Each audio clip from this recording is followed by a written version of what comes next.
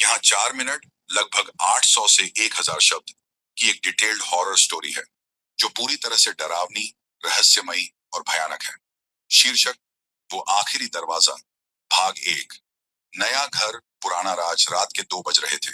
शहर से 50 किलोमीटर दूर, जंगल के बीचों बीच पुरानी हवेली की खिड़की से हवा ऐसे आ रही थी जैसे कोई मरता हुआ इंसान कराह रहा हो। यह हवेली अब नई नहीं थी, लेकिन मैंने, अंकित और मेरी पत्नी रिया ने इसे सस्ते दामों में खरीद लिया था। हमारी शादी को सिर्फ 6 महीने हुए थे और हमें सस्ता घर चाहिए था। पहले दिन से ही मुझे यहाँ कुछ अजीब लग रहा था। हर कमरे में एक अजीब सी बू थी, मानो कोई पुरानी किताब और गीली मिट्टी एक साथ मिल गई हो। रिया को तो यह घर बहुत पसंद आ रहा था, पर मैं बेचैन था। घर की दीवारों पर अजीब से नक्काशी थी, ऐसे चित्र जो कभी इंसान लगते तो कभी कोई विकृत जानवर। हमने सबसे पहले ऊपर वाले कमरे को खाली किया।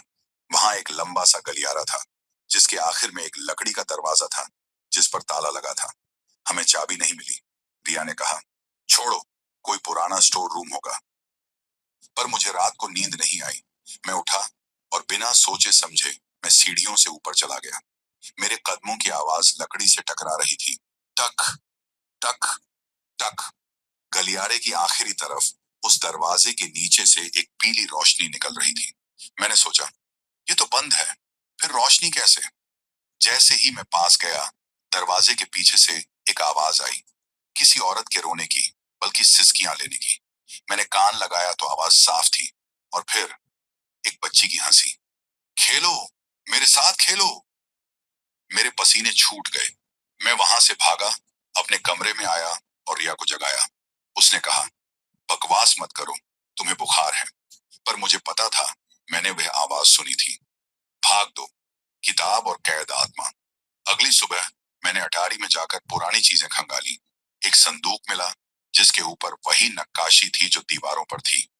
अंदर एक किताब थी, चमड़े की जिल्द, जिस पर खून के धब्बे जैसे निशान थे। किताब का नाम था कैद आत्माओं का सच। मैंने उसे पढ़ना शुरू किया।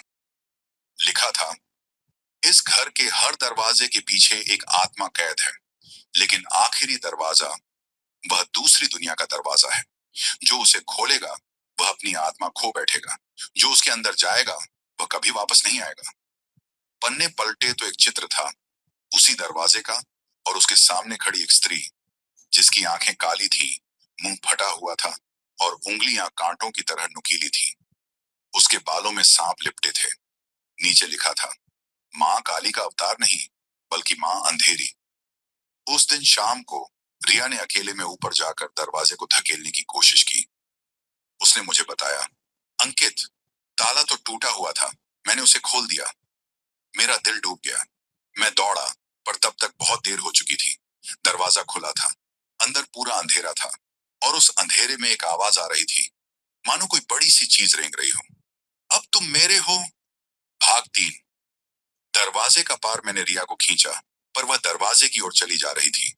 उसकी आंखें खाली थी, मानो उसमें कोई और आ गया हो। उसके मुंह से एक अजीब सी आवाज आई, मैंने सदियों से इंतजार किया, तुम दोनों आज मेरे भोजन बनोगे। उसी वक्त दरवाजे के अंदर से हजारों हाथ निकले, कुछ बच्चों के, कुछ बूढ़ों के, कुछ जलते हुए। वे रिया को अंदर खींचने लगे। मैंने उसे पकड़ा, पर उसके हाथ फिसल रहे थे। उसकी आंखों में मैंने पहली बार असली डर देखा। आंसू के साथ उसने कहा, अंकित, मुझे छोड़ो, ये मुझे ले जा रही है।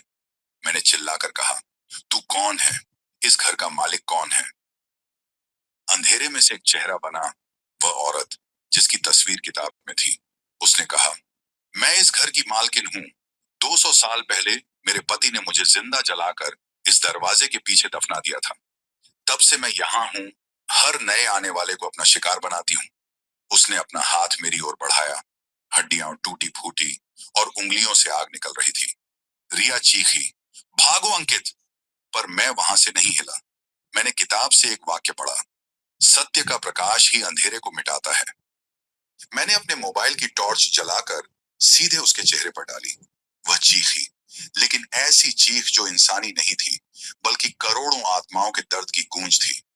रिया मेरी बाहों में आ गिरी। दरवाजा जोर से बंद हुआ और उस पर फिर से ताला लग गया। अंत खत्म नहीं, शुरुआत है, हम अगली सुबह वहां से निकल गए। हमने वह घर कभी नहीं खरीदा, न ही उस शहर का रुख किया, पर कहानी यही खत्म नहीं होती।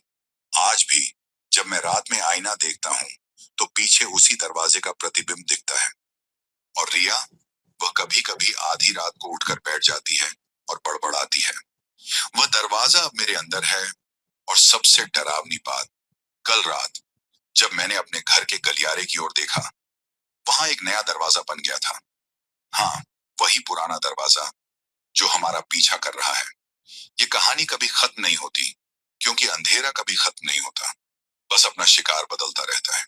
Don't forget to like and subscribe this channel.